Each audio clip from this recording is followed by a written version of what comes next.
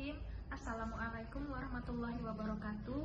Bapak Ibu tutor Universitas Terbuka yang saya hormati, dan Bapak Ibu rekan-rekan mahasiswa-mahasiswi Universitas Terbuka se-Indonesia yang saya hormati juga. Perkenalkan, saya Izmi Irnanda Siregar. Saya mahasiswa UTUP PJJ Medan, Prodi Ilmu Hukum pada Fakultas Fisik. Sebelumnya saya ingin mengucapkan terima kasih atas kesempatan yang diberikan kepada saya sehingga saya dapat berbagi di sini. Bapak Ibu, pada kesempatan kali ini saya akan mengangkat tema atau topik meningkatkan kepercayaan diri melalui public speaking. Nah, sebelumnya Bapak Ibu, saya mau tanya dulu, kira-kira kenapa ya saya angkat topik ini? Nah, hal ini apakah karena sebagai pembicara saya orang yang profesional pada bidang public speaking, sehingga saya membagikan materi-materi atau membicarakan hal public speaking kepada Bapak Ibu? Tentu tidak ya, karena public speaking atau kemampuan untuk berbicara di depan umum itu merupakan tantangan bagi semua orang, baik muda, tua, profesional, dan pemula. Nah, apabila profesional aja masih tertantang untuk terus menggali kemampuan berbicaranya, kenapa kita yang pemula tidak terus menggalinya? Seperti itu. Universitas Kristen di Texas melakukan studi terhadap 48 orang wanita dan 48 orang pria yang saat itu sedang belajar public speaking, dan ditemukan bahwa tingkat kecemasan seseorang mempengaruhi performa bicaranya. Itu maksudnya saat orang merasa cemas saat berbicara di depan umum, itu akan mempengaruhi kemampuan public speakingnya. Ketakutan berlebihan dalam berbicara di depan publik itu disebut glossophobia. Dalam hal ini ketakutan tersebut berlebihan ya. Nah, jadi bagi Bapak Ibu yang masih merasa bahwa public speaking itu suatu masalah atau mimpi buruk dan bukan satu tantangan, sebenarnya ya itu nggak apa-apa ya, karena 75% populasi manusia di dunia itu masih memiliki ketakutan yang sama, yaitu takut untuk berbicara di depan umum. Namun, apakah kita harus membiarkan hal itu begitu saja? Loh, emangnya kenapa kalau aku membiarkan diri aku ini tidak memiliki kemampuan public speaking? Nah, sebelum Bapak Ibu atau sebelum kita berpikir bahwa public speaking itu bukan untuk kita harus tahu bahwa keadaan tersebut dapat menghambat kita di kemudian hari dalam hal pekerjaan dan karir kita. Loh, apa korelasinya? Tadi kecemasan mempengaruhi kemampuan berbicara, dan sekarang katanya kemampuan berbicara atau public speaking mempengaruhi kinerja atau kerja kita ke depannya. Kok bisa gitu sih? Nah, hal ini dibahas dalam contoh kasus yang disampaikan oleh Pusat Pembelajaran Ganesha. Di videonya disampaikan bahwa ada seorang pegawai yang mana teman-temannya telah mengalami kenaikan gaji, namun dia belum. Dan diketahui bahwa alasannya adalah karena ia tidak memiliki kemampuan public speaking. Nah, hal itu tentu saja sangat masuk akal, karena keberhasilan kita dalam konteks pekerjaan, naik pangkat, kenaikan gaji, dan mendapatkan benefit atas profit perusahaan itu tentu saja ditentukan oleh kemampuan kita menyampaikan atau mempresentasikan kinerja kita kepada atasan dengan baik. Tentunya mempresentasikan itu membutuhkan kemampuan public speaking yang baik. Kenapa sih public speaking ini begitu penting?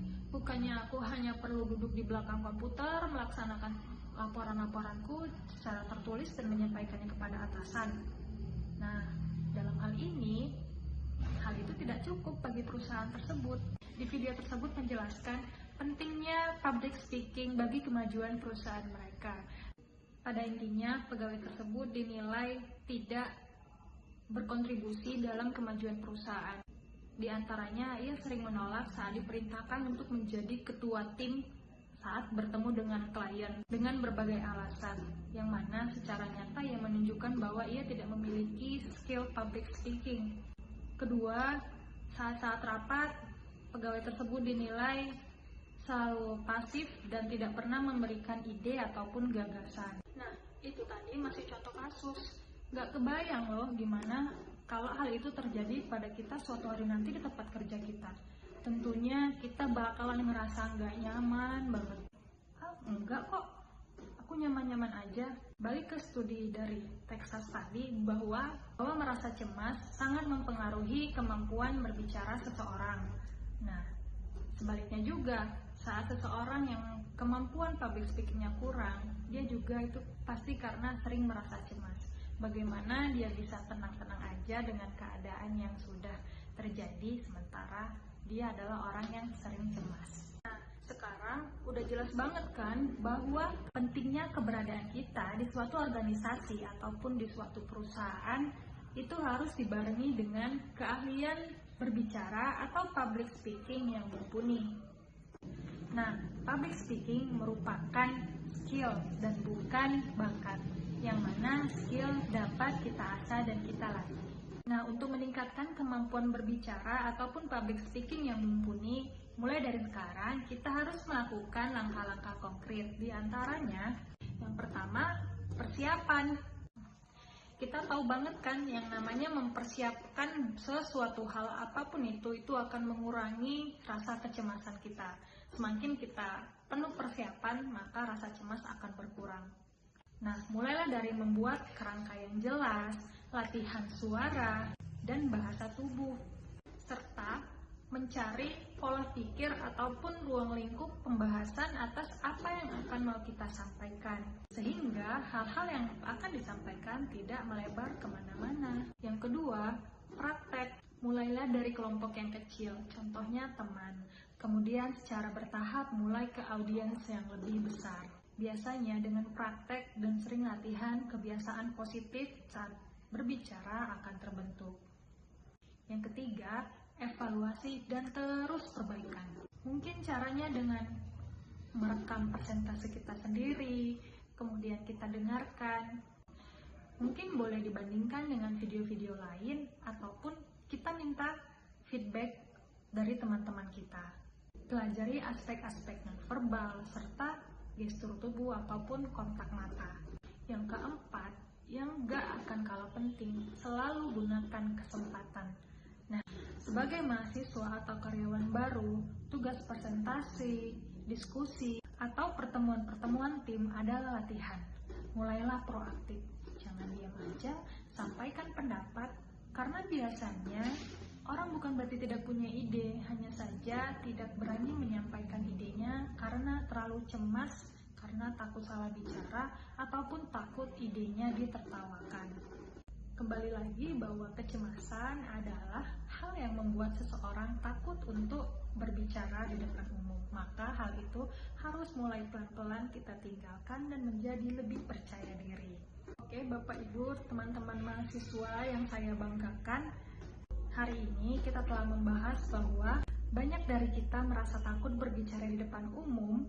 Namun, jangan biarkan rasa takut itu menghambat potensi kita. Kemampuan public speaking itu saat ini tuh bukan hanya tambahan lagi, namun merupakan investasi untuk kepercayaan diri dan karir kita yang lebih cemerlang. Dan yang penting, kemampuan ini dapat selalu dilatih dan dikembangkan dengan langkah-langkah yang konsisten.